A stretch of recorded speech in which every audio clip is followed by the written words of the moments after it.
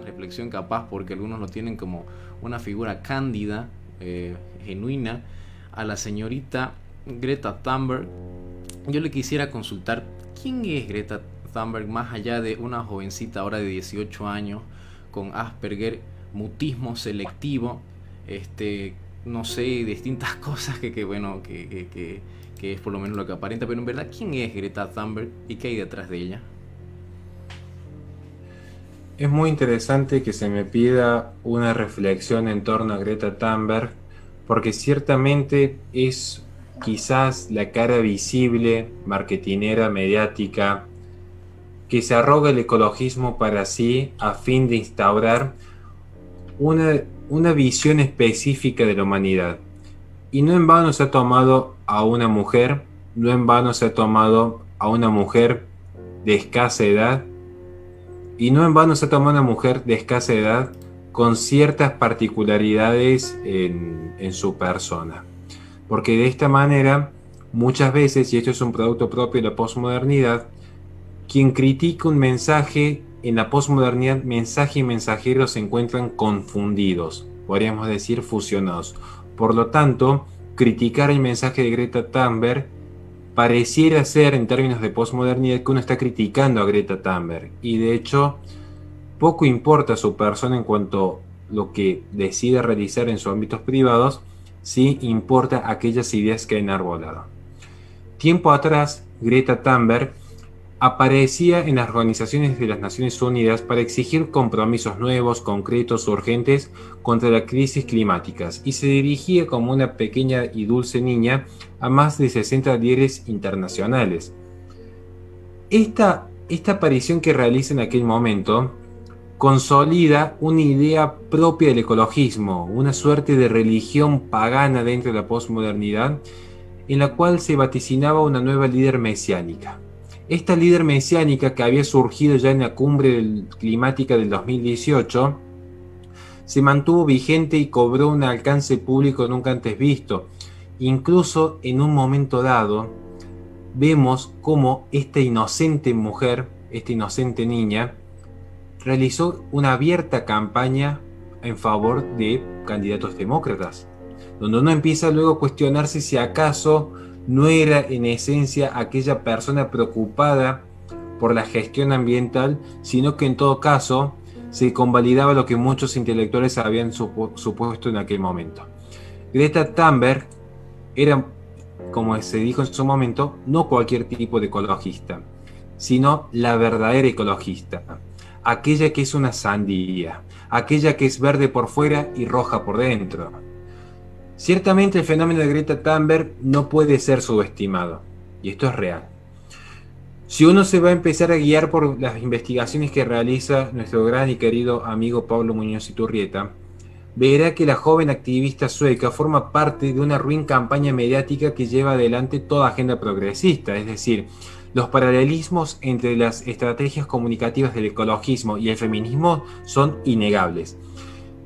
Esto lo voy a tomar de justamente Pablo Muñoz Iturrieta en su sitio web, cuando él mismo aclara que la agencia informativa Thomson Reuters, que tiene asiento actualmente en Nueva York, ya había publicado en 2019 un informe explicando las técnicas del activismo y la ingeniería social que se debían usar para lograr implementar aquellos principios de yogi art en el mundo. Si uno analiza este informe con profundidad, va a notar que la primera estrategia a implementar por cualquier activismo progresista es utilizar siempre agentes jóvenes. Ejemplo concreto, Greta Thunberg. ¿Por qué? Porque de esa manera se anula cualquier tipo de ataque en su contra. Porque claro, no es lo mismo atacar a un hombre adulto como Miklos Lukács o Pablo Muñoz Iturrieta que atacar a una dulce niña. Al menos para la inmensa mayoría de la opinión publicada no es lo mismo. De dicho activismo en torno al relato por sobre el dato, se puede ver cómo se gesta siempre desde el sentimiento lo que es la idea del ecologismo. Y el ecologismo, que es algo que incluso es característico ya en la posmodernidad, apela siempre a este sentimentalismo. Uno tendría que ver simplemente las campañas propagandísticas en torno al animalismo para comprender de qué está hablando uno a los momentos en los que se refiere, de que justamente se ha priorizado el mero sentimiento por sobre la racionalidad y el debate de las ideas. Esto evita en gran medida la contraofensiva hacia el mensajero. En base al realismo político que uno puede observar, lo arduo es enfrentarse siempre a la opinión publicada, y más si consideramos que quien está publicando este tipo de mensajes está justamente, o padeciendo, sería quizás la palabra más apropiada, síndrome de Asperger. Pero lo que interesa ya es entrar a las ideas de fondo que hay detrás de Greta Thunberg. Comprender que el ecologismo en términos contemporáneos implica reconocer una forma exteriorizada, burda en más de una ocasión, de una nueva izquierda. Una nueva izquierda que, dicho sea de paso, y como siempre tenemos que estar aclarando este fenómeno, la izquierda, en términos culturales, no es necesariamente marxista, porque de hecho Marx ha muerto y la propia izquierda lo ha matado. Sin embargo, en el ecologismo, y en el ecologismo como nueva izquierda, sí vuelve a resucitar Marx. Porque en el ecologismo de la nueva izquierda, lo fundamental es la lucha constante en contra del capitalismo. Lo que para el marxismo clásico el eje del sistema era la economía, y en tal sentido los embates contra el sistema capitalista debían darse desde dicho campo para conseguir luego la victoria del proletariado, lo cierto es que la revolución comunista no alcanzó nunca para sentarse en las sociedades más productivas, en donde el hombre promedio ostentaba mejores condiciones de vida. Es por eso que surgen luego los intelectuales que intentan constituir una nueva visión para la izquierda. Y en algunos puntos incluso se van a alejar de esta izquierda clásica. Lo tomo especialmente con la escuela de Frankfurt, donde en más de una ocasión incluso se ha renegado del marxismo clásico. Pero lo que interesa rescatar en este apartado es que van a surgir nuevos sujetos revolucionarios. Nuevos sujetos revolucionarios que van a reemplazar, y esto lo tomo de Herbert Marcuse, aquellos viejos sujetos de acción. Mientras el sujeto revolucionario para Marx era el proletariado, para Herbert Marcuse, uno de los intelectuales que mejor analiza el mayo francés para la nueva izquierda, hay tres grandes sujetos revolucionarios. El guerrillero, recordemos que él escribe en la década de los 60 y los 70, hay que poner en contexto más particularmente la situación de Francia con Argelia. Entonces tenemos el guerrillero, el marginado, entiéndase, aquel sector que está por fuera de la sociedad, el que no logra encajar, el que no logra constituirse dentro de la sociedad. Ejemplos concretos: piensen en aquellos que son extranjeros, con el fenómeno de la inmigración sustitutiva. Y el tercer sujeto serán los estudiantes, los que todavía no han ingresado a la masa trabajadora, porque una vez que ingresan a la masa trabajadora ya se empiezan a sentir cómodos con las formas de vida occidental. Greta Thunberg viene a ser como una suerte de estos tres nuevos sujetos en uno, porque es en términos culturales una guerrillera o una subversiva cultural, para ser más preciso. Está en esta edad del estudiantado en cuanto que no forma todavía parte de la masa obrera, y es también una marginada, porque incluso si uno lo toma con ciertos elementos de Foucault, van a ver que el marginado también es aquella persona que padece determinados síndromes propios de la psiquis. Entonces, Greta Thunberg sería, en términos de Herbert Marcuse, como una suerte de fusión de los tres sujetos de esta nueva izquierda que ya no busca el sujeto de revolución del proletariado, sino en los tres elementos que hemos dicho. El movimiento social del ecologismo es mostrado al mundo como un constructo teórico, particularmente en 1960. Entonces, Greta Thunberg va a tener como intelectuales artífices de su movimiento tanto a Petra Kelly, quien fuese funcionaria de la ONU, particularmente del Consejo de Seguridad durante la década de los 90, una de las primeras que podemos definir como ecofeministas, Rachel Carson, Barry Commoner. Esto van a generar que paulatinamente empiecen a aparecer nuevos intelectuales al mundo que, si bien habían escrito en tiempos pretéritos, empiezan a salir a la luz. Paul Ehrlich vuelve a salir a la luz recientemente, André Gorz vuelve a salir a la luz recientemente, y está siempre esta idea propia que la toman de Antonio Negri cuando escribe respecto a las multitudes. Está siempre esta idea de un nuevo sujeto donde hay una serie de reclamos singulares, como ya bien se ha dicho en su momento: proteccionismo, abolicionismo de la propiedad privada, ambientalismo, pacifismo, indigenismo, pero todo esto constituye un nuevo sujeto político. el nuevo sujeto político representado por esta líder mesiánica que es Greta Thunberg. Estos nuevos sujetos políticos, plurales en sus luchas, pero unificados en su enemigo, es lo que utiliza la teoría de Antonio Negri para comprender el amplio abanico que conforma el ecologismo, porque el ecologismo es un amplio abanico, pero el actor político se alía con toda minoría afín que le permite enfrentarse a este enemigo en común, la sociedad occidental. El ecologismo liderado por Greta Thunberg no debe ser entendido como un simple movimiento social, y este es el gran error de muchos pensadores, considerar que el ecologismo es simplemente un movimiento social, una suerte de activismo inocente, bien intencionado y, por qué no, benevolente para aquellas pequeñas comunidades. Porque si bien existen una multiplicidad de ecologismo, particularmente los más notables oscilan entre el ambientalismo y el proteccionismo animal, las raíces están siempre en la subversión de los 60 y los 70 en términos culturales.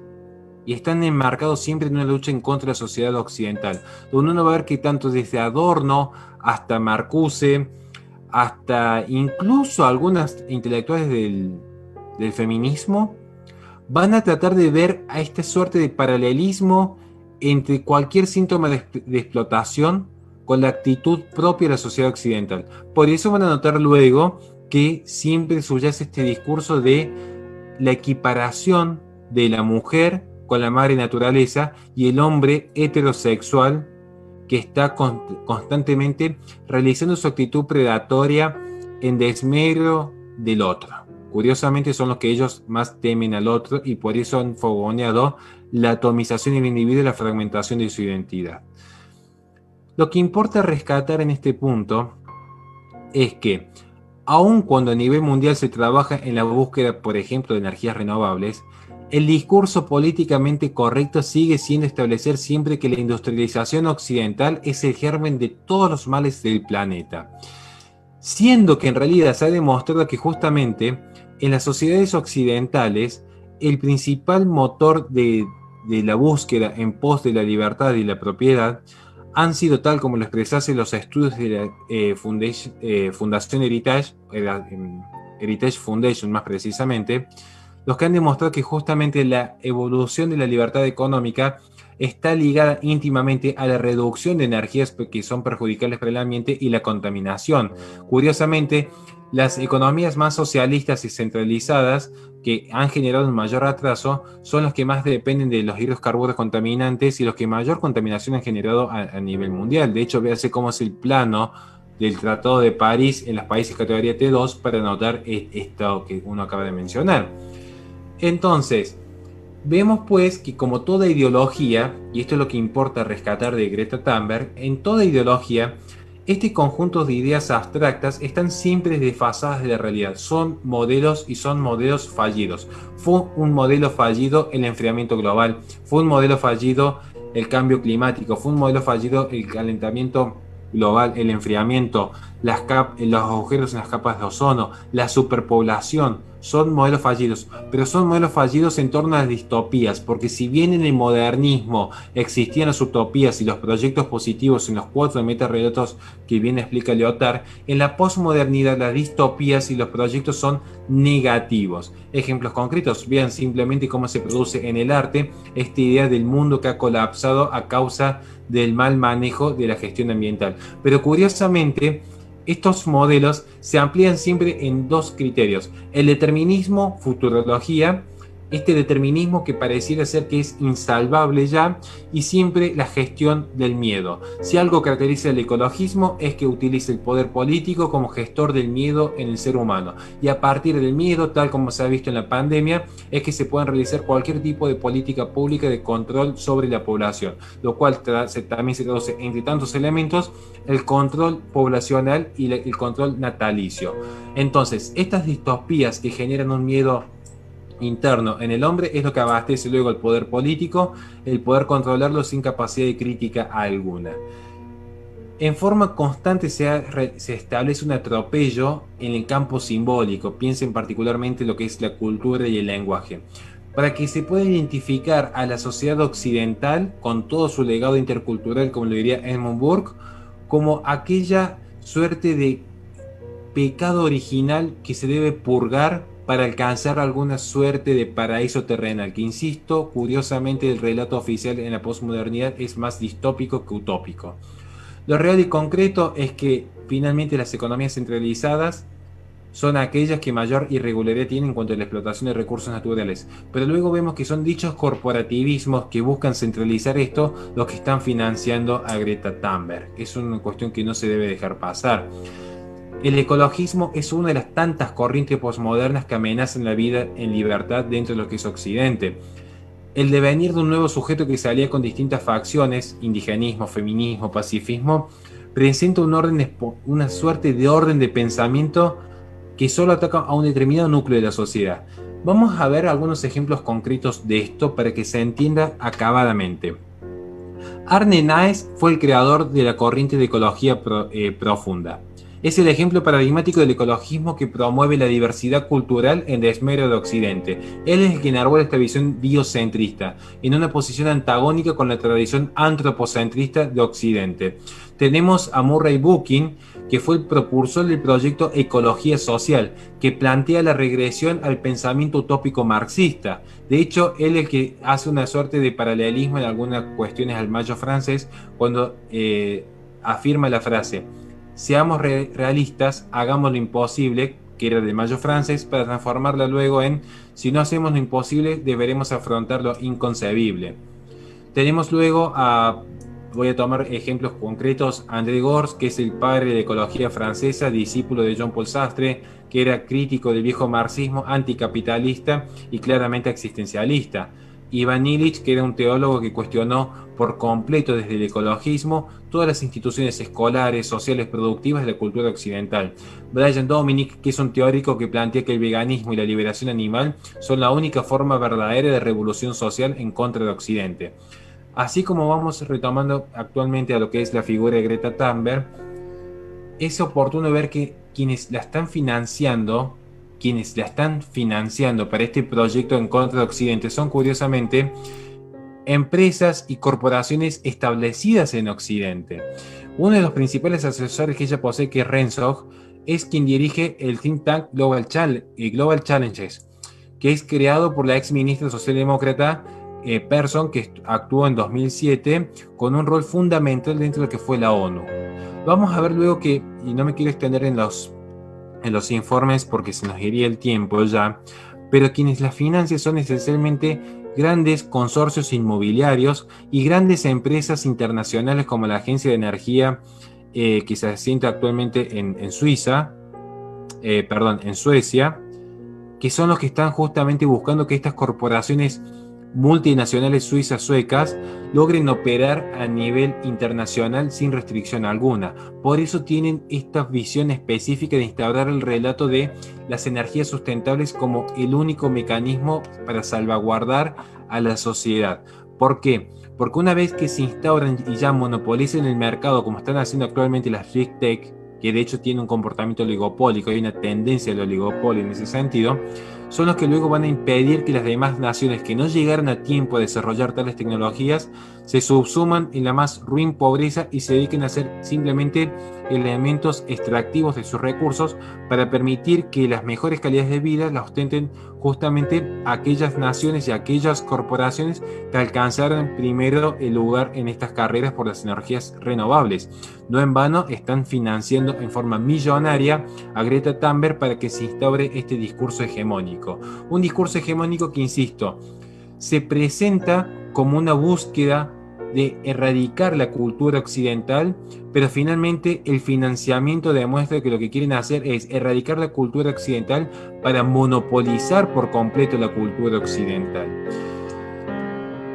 Vean pues que la Fundación por el Clima Europeo, estoy pensando en este momento en Donner, que exhibía una clara enemistad en aquel momento con los postulados propios de lo que fue la reacción de Donald Trump, son los que luego se encargan de posicionar a Greta Thunberg en aquellos discursos utópicos que se llegaron a plantear allá por el 2018.